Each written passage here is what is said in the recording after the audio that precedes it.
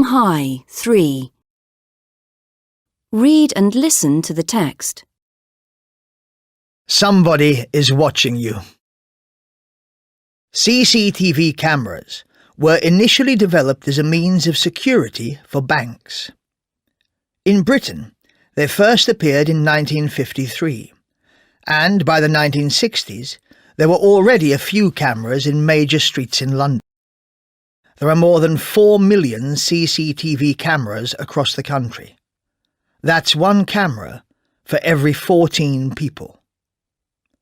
The cameras are there to film dangerous or illegal behaviour. With new software, they can automatically recognise the faces of known offenders, and a new kind of CCTV in the Netherlands can detect angry voices and automatically warn the police of trouble. Some CCTV cameras can even interact with the people they are watching. But these cameras don't just watch criminals. They watch all of us, almost all of the time. Every time we go into a shop, use a cash machine, or travel on public transport, a camera records our actions. The amount of surveillance in towns and cities across Britain is increasing because it is thought to deter crime. Some goods in shops now have RFID tags, radio frequency identification tags, attached to them. When you pick up one of these items, the RFID tag sends a radio message to a CCTV camera, and the camera starts filming you. Shops say this technology helps to catch shoplifters, but only by treating everybody as a potential criminal. Cameras and tags are not the only ways of monitoring our actions. Every time you make or receive a call on your mobile phone, the phone company knows the number of the phone you are calling and how long the call lasts. It is even possible to work out your exact location. The police often use this information when they're investigating serious crimes. And what about satellites? Are they watching us from space? How much can they see? Anybody with a computer can download Google Earth and get satellite photos of the entire world. Perhaps governments are using even more powerful satellites to watch the illegal actions of their citizens. Even when you are at home, you are not necessarily safe from surveillance. High-speed internet connections have made computers more vulnerable than ever before. When you use your computer to visit websites, you are probably sending and receiving cookies without realizing it. Cookies transfer information from your computer to the website, and, in theory, could record which websites you visit. Or perhaps somebody has secretly installed a keystroke logging program on your computer. These record every letter that you type on the keyboard, your passwords, your emails, and your bank account numbers, for example. Modern technology is making it easier and easier to stay in contact, but it is also making it nearly impossible for us to hide. Sizes 1 and 2. Listen to a documentary about clothes in different countries.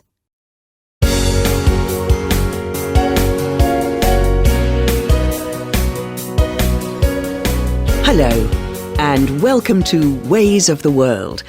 In today's programme, we're going to look at what influences different cultural dress styles. Anthropologist Deborah Greenberg is here in the studio with us today. Hello, Deborah. Hello, Jill. So, Deborah, what kind of influences are we talking about here? Well, I think the most obvious factor affecting the way different cultures dress is the weather. The best example of this is the Inuit, who live in northern Canada in the Arctic. These people live in one of the world's most extreme climates, and their clothing has been one of the keys to their survival. So, what materials do the Inuit use to make their clothes? The traditional Inuit clothes are made from animal skins. the most important item of clothing is the beautiful thick parka they wear over their clothes. This often has a wide, fur-lined hood for extra warmth. Footwear is also important as the Inuit spend their days walking on ice and snow. They wear strong, decorated sealskin boots over several layers of socks to keep their feet warm. What other factors affect the way different cultures dress? Well, another major fact affecting dress styles is tradition. Sikhs provide us with a classic example of this, as their clothes follow a strict dress code. First of all, Sikhs are not allowed to cut their hair, so the men have beards and long hair, which must be worn under a turban. Both men and women may wear turbans, but women often opt for a long plain cotton headscarf instead. Are there any other differences between men and women? Yes, there are. The men sometimes wear Western clothes with their turbans, instead of a long-sleeved white linen tunic over matching trousers. Deborah Greenberg, thank you very much for joining us. Exercise 3. Listen to 4 speakers. 1. I'm a firefighter, so my job is very intense. But I also happen to have a lot of free time.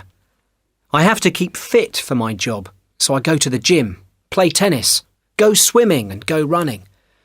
There's time for everything, really, because when I'm off, all my friends seem to be at work. 2.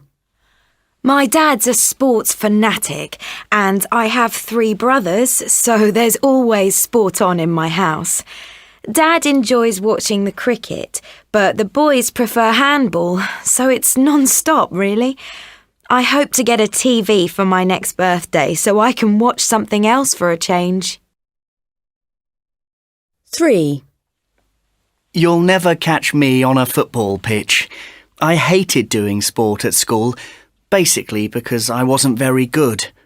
However, I always managed to go down to the football ground once a fortnight to support my local team. There's a great atmosphere, and it's a good chance to see some friends. 4. They're opening a new martial arts centre in my district, so I think I might go down and have a look. I quite fancy having a go at Tai Chi, as it sounds like a good way to relax. I can't stand team sports because I find them much too competitive.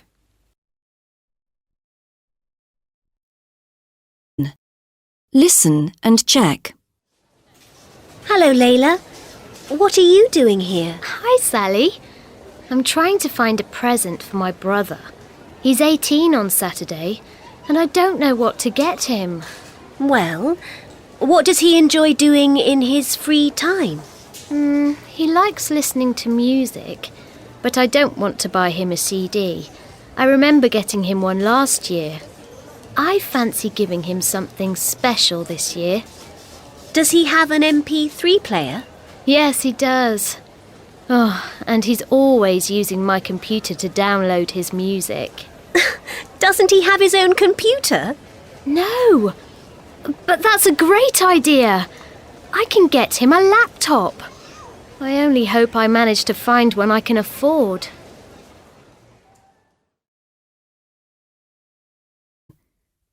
Talking about photos. Exercise 1.